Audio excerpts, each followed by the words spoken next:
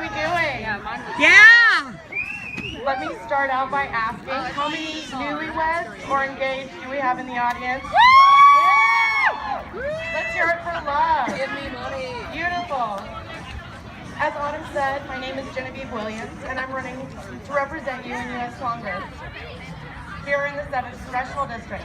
My opponent, Billy Long, has a lengthy voting history that makes his positions very clear.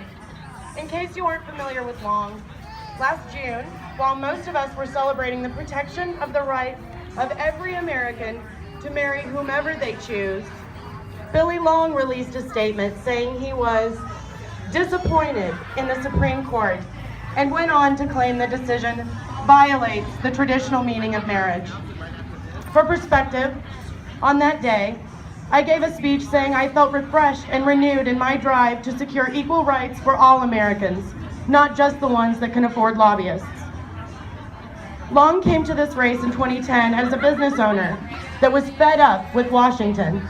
And I think we can all agree we're now fed up with Billy Long. Yes! Thank you. As I've said here many times before, several years in a row, you're currently standing or sitting in the most conservative of the 8 congressional districts in the red state of Missouri.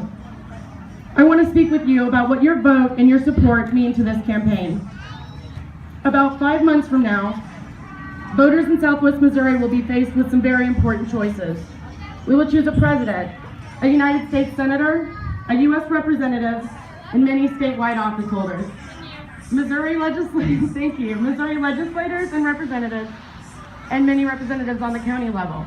I cannot stress how important all of these races are. We will work as a team to get Democrats elected to all of those offices November 8th. Because together we can show our neighbors and our nation that there are tolerant, progressive voices in the Ozarks, and we are ready to lead.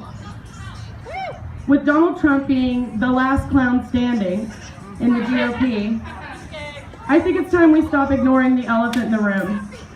This is clearly no longer fringe politics.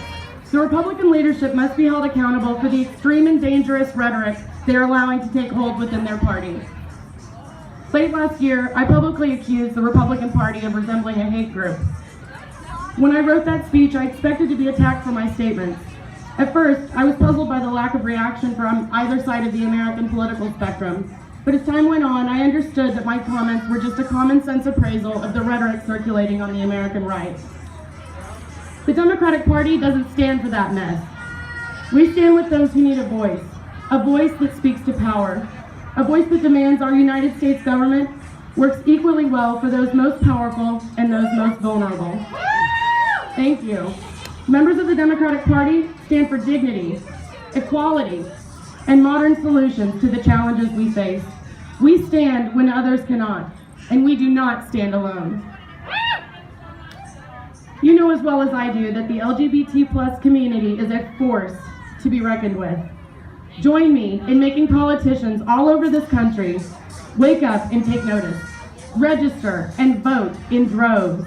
They will never ignore this community again. Hell yeah! Vote every single time you are able to.